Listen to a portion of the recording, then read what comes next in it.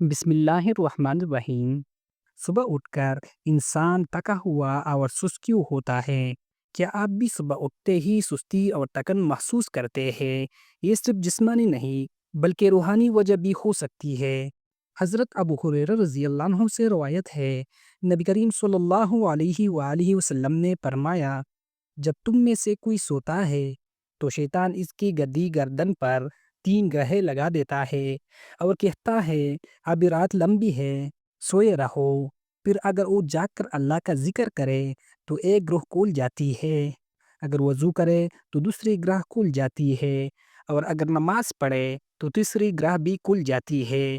پھر وہ خوش دل اور چاق و چوبند ہو کر صبح کرتا ہے، ورنہ سست اور بوجھل صبح کرتا ہے۔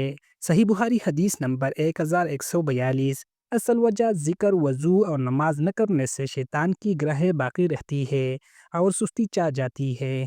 نبی کریم صلی اللہ علیہ وآلہ وسلم نے فرمایا، باری نمازیں منافقوں پر عشاء اور فجر کی نماز ہے، اور اگر وہ جان لے کہ ان میں کیا اجر ہے تو گھٹنوں کے بل گھسیٹ کر بھی آئے۔ صحیح مسلم حدیث نمبر 651۔ فجر میں سستی ایمان اور روحانی کمزوری کی علامت بھی ہو سکتی ہے۔